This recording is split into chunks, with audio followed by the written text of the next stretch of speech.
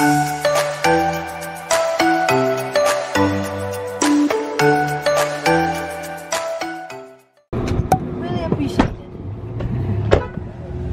morning, guys. Happy Saturday.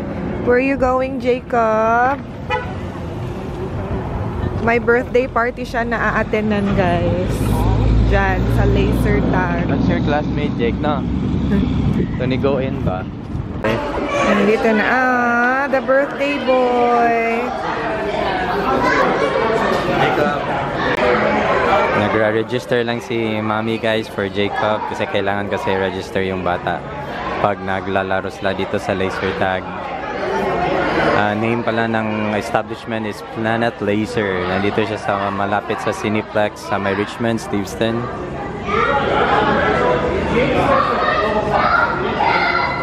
May ano pa sila, top players. So, nahatid na namin si Jacob. Pipick upin na lang natin by 2:30 daw. And while waiting ni Jacob, anong gagawin natin na day? Well, hindi namin alam kung saan kami kakain ng lunch. So, ang ginawa namin, nag-search kami sa Google. Tinignan namin yung mga mataas na ratings na restaurant na hindi pa namin napuntahan, which is sa Richmond lang dahil ayaw din namin mapunta ng malayo, and then kung kailangan na pipick upin si Jacob, babalik na naman kami. So, ang nakita namin is Story Cafe. Dito lang sa may number 3 road sa may Richmond. So, we'll try that restaurant and see if bakit ang taas ng ratings nila. Andito si Jaden with us kasi walang ganap si Jaden. Yung place niya dun sa kabila, pero may bag daw dun, kaya pumunta siya dito kay Jacob na area kasi wala si Jacob. Lumalabas na kasi yung mga ano dito, guys, yung mga insects ba kasi mainit summer na, mainit. Ayan yung bag, la, di man mo ko ano eh. Di man like kapit gitsag mayo eh. Kapit lang. Ay, there, nilupad na di ko. Gawa out? Yeah. No, wala na, asan na? Ay, nabalik og sud. Ala, nabalik og sud. Yung bag ay nasula sa bag, oy. Bumalik. Bakit may pamis? Diyan yung kumakain sa labas. Yeah, ito so yung Story Cafe, guys. First time namin dito. Ala, ang cute naman ng Saan nga vintage. Saan nga sakyanan. Ala, ka-cute, uy. Ano ko orderin natin? Ang cute naman ng may menu board. Yeah. Ito yung branch 9. Oh, pwede pa dahil branch na yun. 9 AM to 2:45. And yung lunch nila. Mga vintage man yung nandito sa loob. Tingnan nyo, guys.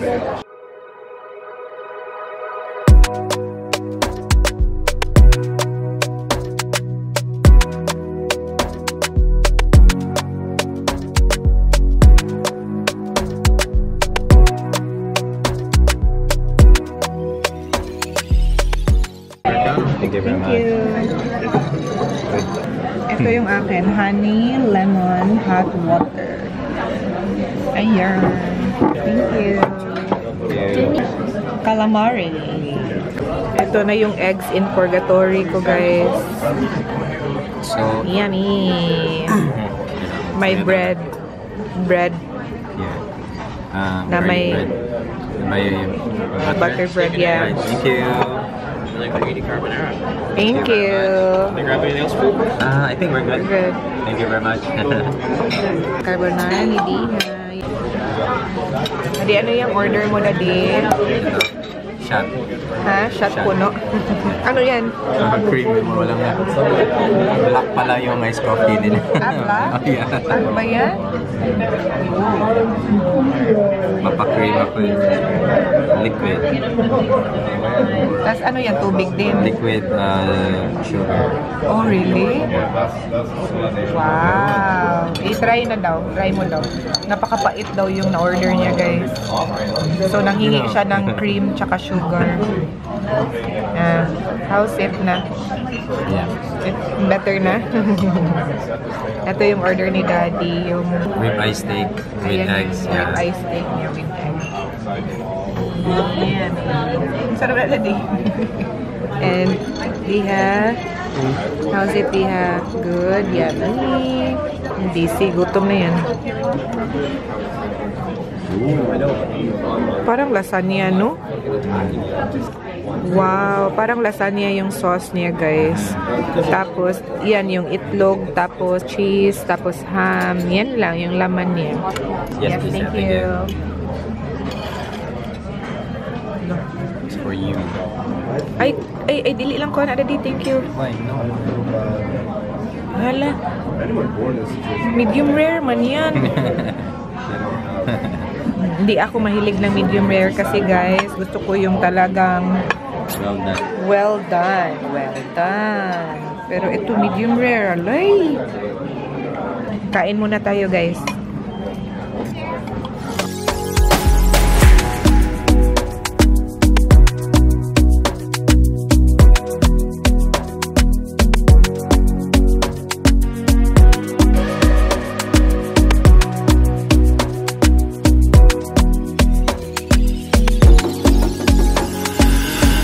So yung Story Cafe pala guys is a 30-year-old warehouse na nakita nila yung potential that it could be a restaurant dito sa may number 3-year-old. Decoration nila is vintage na like the story of their life ng mayari ng restaurant na to. And they really love music kaya may mga specific days dito na may sila live band sila dito. Not really live band like full drums and everything but like mga acoustic session. So, tapos na kami kumain, guys. Puntahan na namin si Jacob. Anong ma-share mo, Daddy? Bakit ano yung ratings ng Story Cafe? Para sa akin, yung ambience and yung yung experience ng dining, maganda siya. Pero the food sa akin wasn't that good. Kasi yung calamari nila is very salty. I think isa yun sa pinaka... Not just the calamari. I think yung sa akin din, tsaka kay Jayden na kinain. Okay siya guys, sa unang mga hungit ni mo ba? Sa unang... Kagat. Sa unang mga kagat mo, yeah. First 2 bites, medyo masarap siya. Pero habang tumatagal, parang dun mo na mafe-feel na medyo salty. Yung calamari nung una, masarap siya. And then mga ibang sabi ko, oh wow. Parang sobrang salty nito. Yeah. I don't know kung ngayon lang medyo hindi maganda yung na-taste namin. Baka na-timing lang na yung ngayon yung parang hindi masarap yung yung pagkain nila kasi mataas naman talaga yung rating. But you know, still grateful.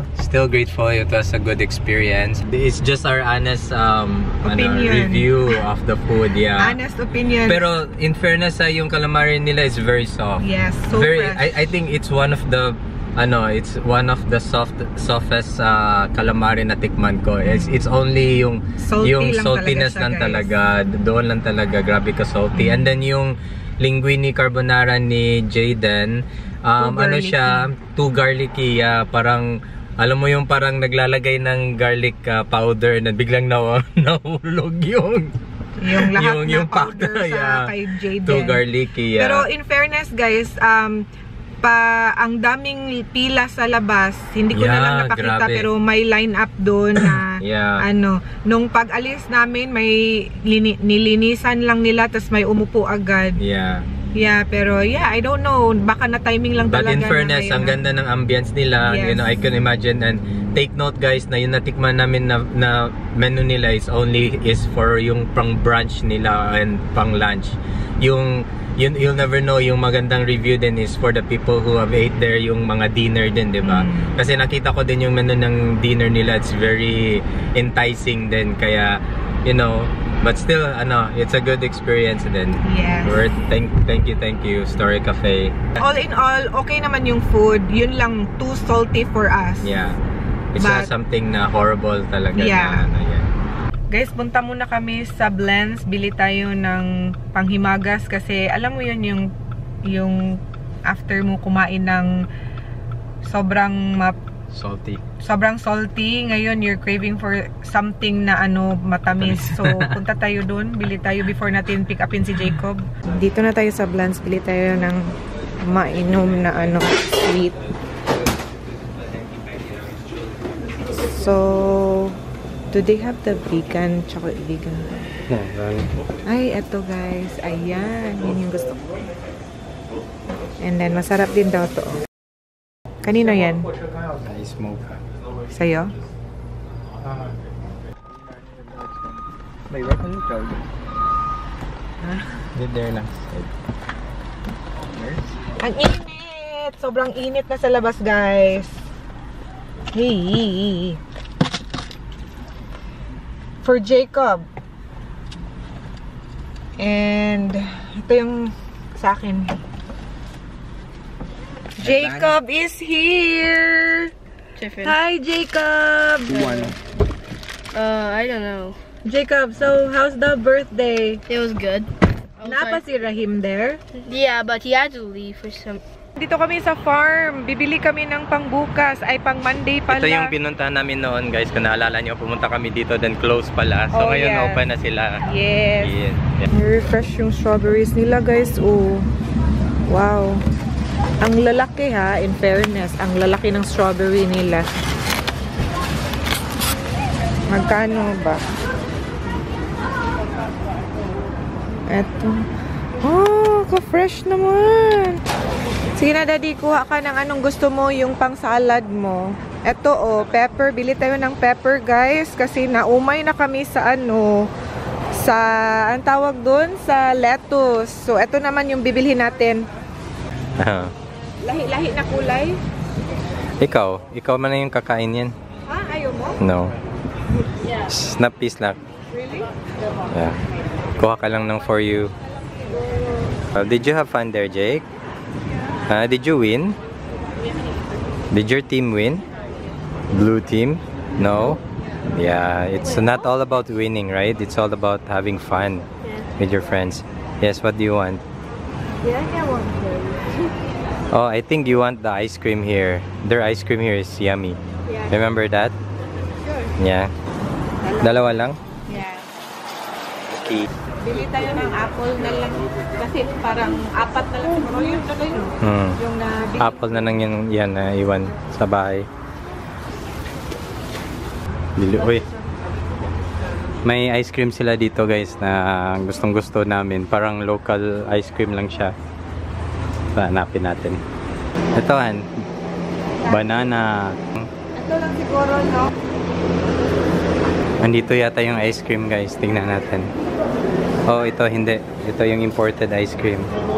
Yun, local lang yun siya. Sneaker ice cream bar. Cool tube. Iba-ibang flavor din, guys. Yung may bubblegum snow cone din sila. Twix ice cream bar. Twix. Cotton candy. Red, white, blue. Bun pop. Wow. Very enticing. Ito din yung gusto ko dito, guys, sa Richmond Farm Market dahil ang dami nilang option na drinks. Ito mga pop na to, gustong gusto ko din to. Jarritos. It's a Mexican drink. Mellow. Bili tayo ng pomelo. Aloe vera leaves. Really? You cut it out and then lagay mo sa mukha mo for sun. Yeah. Maganda sa putis yan. Oh, cactus pear. Cactus pears. Wow. Naghahanap si Daddy ng local na ice cream bar. Ito. Yeah, this one. Ayan o. Yeah, that's the Pistachio one. almond. Yeah, yun ang favorite ko. O, kumuha ka ng isa. Which one you like, Jake? Which one?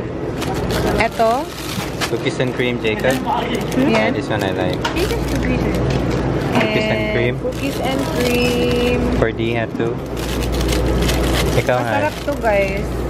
Yeah. Pistachio na lang sa siguro ako. I'll try the pistachio. There you go. Yes. Tara. Are you tired, Jake? Galing sa birthday party. Nag-enjoy daw siya. Pero kinakabahan kasi hindi niya na kami nakita. Kasi lumabas kami, 'di ba, kung para kumain. Tapos sabi niya, I miss you, mommy. Oh, you miss mommy and daddy. Kalami nga, baby. This wala good. You go nga, baby. Yummy kayo na, oy. We're waiting for daddy. Nagbabayad dun si daddy. Happy, Yern. Someone is happy. Nakabili ng ice cream. Pistachio. Yes. Hindi kasi ako nito guys. Yung work ko, mga 1 minute drive lang from here. And then pagbukas na tong farm na to, kasi sa winter close sila, di ba? Yes. So like pag ganitong weather, pag open sila, pag break ko, sinasadya ko talaga mag-drive dito. Bibili lang Favorite niya yun eh, ng yung ice pistachio. cream. May ano din sila dun, oh, kettle corn. So dito din guys, may ano sa doon. May winery sila dyan sa unahan. Dyan? Yeah, so yung winery nila is all year round siya. Bukas siya. Hindi gaya dito sa farm na mag-close sa We are going home na talaga. Kanina sabi namin uuwi na kami after pick up ni Jacob, pero napag-desisyon na namin na punta kami muna dito para bumili ng mga fruits. Pangbaon for the whole week. Thank you for watching, guys. Bye. God bless. Thank you. See you sa next video. See ya. Come again. Was hoping maybe now you cross my path. I've been